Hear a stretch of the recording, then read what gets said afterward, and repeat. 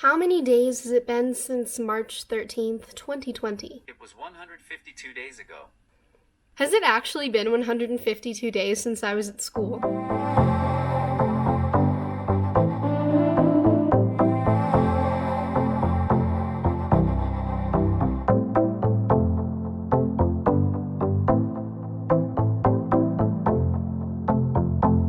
Hi everybody, I am Maya. Welcome to my channel. If you're new, feel free to subscribe. If you're returning, welcome back.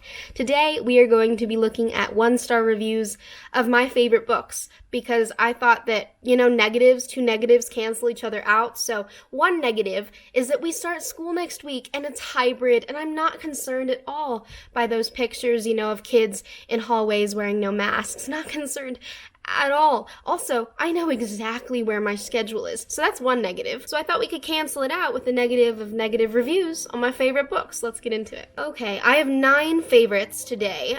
These are not the entirety of my favorite books, but they're the ones I've marked as favorites in 2020. The first of which is The Perks of Being a Wallflower. I think this is like a perfect book. But Ms. Sandy rated it 1 star. Why?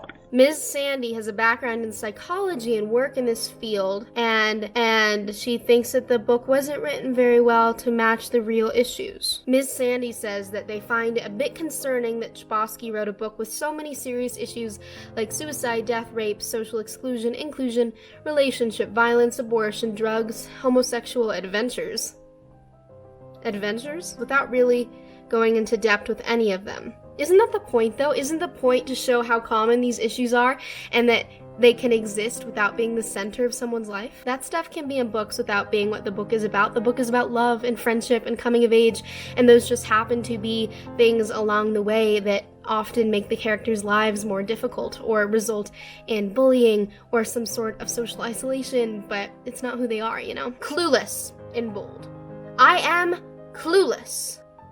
Do you have a plaid yellow skirt? Maybe I really am just a cold-hearted person with no feelings. Maybe. No, I'm just kidding. You're probably lovely. It's like I'm missing something. I must be, right? Because to me, this seems like nothing more than the usual melodramatic issue book, desperately trying to manipulate my emotions with the subtlety of a million flying bricks. Oh, honey, have you read A Little Life by Hanya Yanagihara? You probably shouldn't. I felt nothing. How can you feel nothing? I don't know. I'm actually tearing up a little bit. How can you feel nothing reading The Perks of Being a Wallflower? I mean, the empathy radiating off the pages didn't touch your heart in some small way? This already sucks. Time for the next one, which is Slay by Brittany Morris. Talked about this a lot. It's about a girl named Kira, and she starts a game. She's a developer. She starts a game called Slay that's intended for Black gamers who face discrimination on the internet. It's meant to be like a safe haven. I gave it 5 stars, I think. Yeah, I loved this book. This person got Slay as an arc from NetGalley, and they gave it 1 star. Can I get arcs from NetGalley? Can I please? I'm not 18 yet, but please, I would give it 5 stars. I would make NetGalley look good. I had to DNF this book. It was just so bad. Couldn't get into the writing style. Okay. It's supposed to be a book about a Black girl, but you could have told me it was about a dog and I'd still believe you. Problematic much? The only thing that indicated the main character's Black is the dialogue she has with her boyfriend and sister. This person did not understand this book at all. Goodness gracious me. Don't understand. Too lame for my tastes. That's just cruel, sweetheart. That is mean. And half of these 1-star reviews didn't even write a review, which I think is just cheating. I'm maybe not a target reader. I'm a white woman in the UK.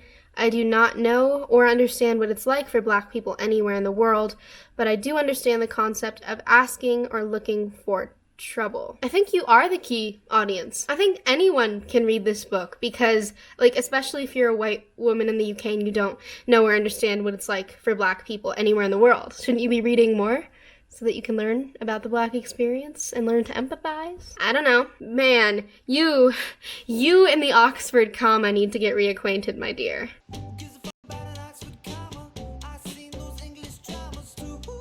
It misses you. Okay, next, The Joy Luck Club by Amy Tan. My foot's falling asleep. I should probably figure out a better setup sometime. I don't know. Do you guys like the view of two hanging plants just randomly and like the top of my head being cut off? If you do, let me know. If you don't, I will consider setting up something else. An easy read, but she's the Uncle Tom of Asians. You're going surfing on the internet. This is making me like viscerally uncomfortable, these reviews. Stanley's got some harsh words to say. Are we ready? There has never been a book that I have hated as violently as this one. Yet, the reason I hate this book so violently is because it is so unnervingly accurate in its description. What did I miss? However, this text does more than simply describe the Asian American cultural experience.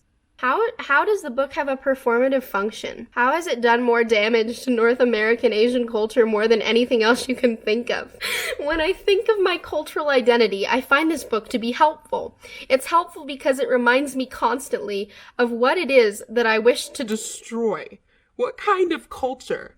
What kind of materialistic, status-driven, traditionally enshrining, emasculated culture that I want to destroy? I'd like to add a word about safety, though.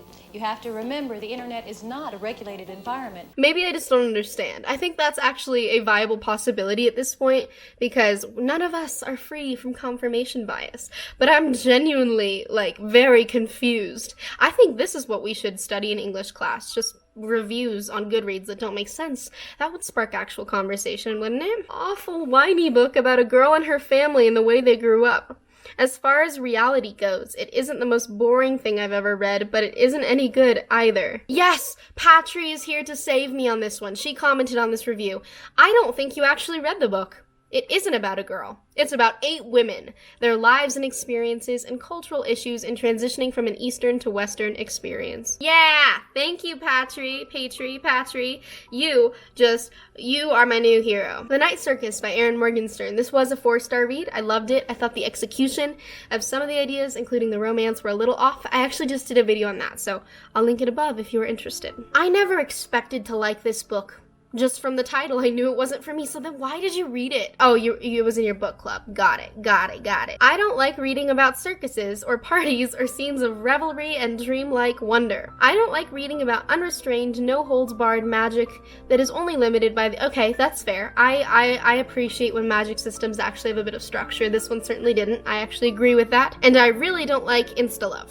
Okay, I agree with that too, Becky. That's okay. We get to imagine all the stuff she didn't describe to death or even bothered to include. You know, like the plot. Oh. Okay, you know what, Becky? It's fine. We're cool, Becky. I see where you're coming from. You actually describe stuff. It's cool. Celia is not a Mary Sue. Excuse me, and if she was, what's the problem there? What's the problem with the Mary Sue trope? You know what? We're gonna do a video on that soon. Okay, I'm done. I'm getting furious. My Year of Rest and Relaxation by Otessa Moshfegh. I get that this book isn't for everyone. It's very unique. Otessa Moshfegh is not afraid to describe things in disgusting detail, which I actually adore. And this book deals a lot with mental health and depression, and we're currently in a pandemic, and I'm forced to be isolated, whereas the main character chose to be isolated and was suffering from depression. And as somebody with chronic depression, I actually found this book to be incredibly realistic in a way. I loved it. I read the rave reviews on this one and wondered what the heck I missed. I did not find it deep, nor powerful, nor profound. I found it to be narcissistic, shallow, and ultimately quite boring. I think that's the point, though. I don't know. This story follows a year where a young white woman, privileged and entitled, she is that, chooses to spend a year in her New York City apartment popping enough pills to put her to sleep for 365 days. This was a total miss for me and a waste of 3... You read that in 3 hours? Are you kidding me? That took me a solid week. Oh, you got a NetGalley copy too? I can't wait till I'm 18. I fucking hated this book. Instead, I got 300 pages of vapid bullshit that seems unreasonably proud of itself. Another entry in the baffling "women can be assholes too" movement. I don't think that writing about nasty people doing nasty things takes any particular skill. I disagree. I think it's really hard to write a character that you hate because you have to get inside their mind and try to empathize with them in some way. Empathy can be found in the darkest of places. Anywhere. I can empathize with you because you watch YouTube. I can empathize with Kanye West because he loves Bon Iver. I love Bon Iver. Point made. Ooh, this is my favorite review. Ready? Nope. 13 Ends. Sharp Objects by Gillian Flynn. I love Gillian Flynn. New favorite writer, although I've only read one of her books, because the library is still closed, my dear. And it's more fun to read thrillers on paper. I don't know. I don't like reading thrillers or horror or anything on audiobook. I love people who try to be witty on their Goodreads reviews. Like, who actually... I don't know.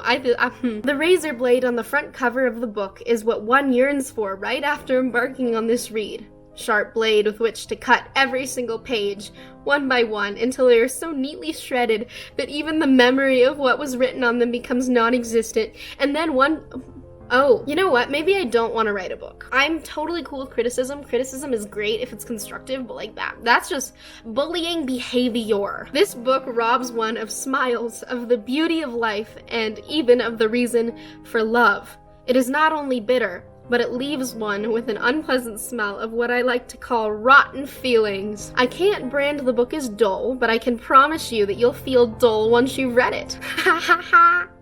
I love people who like comment on other people's reviews and are like, you missed the point. Like, this guy's like, this review is nothing but the male gaze at its best. You sound like some man living in a fantasy world where only good souls exist. Aw, I want to give that guy a hug. This one should be fun. I saw the word misogynistic. So, you gotta know that a good time is coming. This is a horrible book. It is misogynistic. It makes Gone Girl look like a masterpiece, and that is saying something. It is gross. Literally. It is trite. I hated it. There are 18 likes. I'd be interested to hear why she thinks it's misogynistic. I think I'd be willing to have that conversation. I didn't notice anything, but maybe I missed something. Totally possible. Oh, also trigger warning for this book. Badly written and boring. And boring. And boring. Oh, and dull. And boring. Boring plot. Boring characters. Boring book. So boring. Okay, clearly that's not your cup of tea. Next, we've got The Little Paris Bookshop by Nina George. I bet I can already predict what the 1 stars are gonna say. They're gonna say there was too much sex in this book. Yeah, there was. I agree. I just think it's kind of funny that people are totally cool if there's just grotesque violence in books, but if there's more than one sex scene, like, it's out the window. This book is for you if you like a title that doesn't line up with the significance of the book. Boredom. An endless saga about a man moaning about his lost lover, who herself was already married. Being asked to root for and sympathize for a woman who's completely selfish. I mean, it's a flawed character, right? Like, those are things. Lots of death. Almost all women to be manic pixie dream girls. They are a bit, but they do have their own internal lives. And a manic pixie dream girl only exists for a male character to come to terms with something, which I guess you could argue for this book because a woman's death allows a man to reclaim the beauty of life. But there was complexity there, I thought. I don't know. More death. There really wasn't that much death, was there? A book that never ends. More death. Food? Because why? Don't ask. Yikes. Every once in a while, I experience the literary equivalent of fingernails on the chalkboard that resonate at a frequency seemingly selected just to annoy me. I was completely out of tune with this book, but the rest of my book club loved it. I tend to not like books that are built around teaching us life lessons, aka The Alchemist. I actually didn't love The Alchemist either. There is a great scene centered around a secret tango club. I loved that scene as well, but yeah, you hated the characters. Cool. Who gives a book 1.75 stars? I just think that's hilarious. I don't know. Maybe it works for you, it works for you, but I think it's funny. Will it ever load? I don't know. So let's move on to our next book, shall we? May we? Oh my gosh, Virtual Choir Man. That should be a time. Anne of Green Gables by Lucy Maud Montgomery. I adore this book. I adore this book so much. Potentially my favorite book of all time. Let it go. No one reads your Goodreads reviews anyway. No one cares. Literally. Your reviews are only used to mock on YouTube videos when I can't come up with a fun idea. And I knew it's something easy. Here we go with the Mary Sue character thing again. What is a Mary Sue character? A stock character, youthful but one-dimensional, with overly idealized and hackneyed mannerisms, often considered first. What is wrong with that? In a word, trite. I know that sounds snobby, but come on. Anne is the epitome of a Mary Sue character. Aw, poor thing, she's too skinny and her red hair is too unique and she's just so quirky. I'm pretty sure she's like actually insecure about those things. It's not like a quirky thing. Even as a child, I couldn't buy into this garbage. No, Rachel. Rachel, you made my voice crack on camera. This book was so dreadfully boring, I wanted to cry. My cousin insisting on forcing me to watch the movie lots of times, so I decided to read the book. I couldn't get through it. I tried, but Anne just talked on and on for pages about nothing. Yes, we hate little girls who like to express their ideas. Am I talking too much? Needlessly long, painfully boring, overly emotional, and with an abundance of irrelevant details. I don't have enough patience to read this book. Anne just keeps talking and talking and talking and then talking again. She seems unable to think, she just talks. That's interesting, because to talk you have to have ideas or comments or thoughts. I had to read this book for school. It is the worst ever. You got to read this in school? And I got stuck with Gatsby? This is my favorite one. It was okay. I don't really like classics. I'm more of a slime person. You mean sci-fi, sweetie? Okay, we're on our last one. A Game of Thrones, A Song of Ice and Fire, #1 by George R.R. Martin. I also did a video on this one. It is problematic in many ways, but I do genuinely love the world building and the characters. So 10 years and 500 comments later, and men still think I care if they disagree with me. I'm not a man. I won't be defensive though.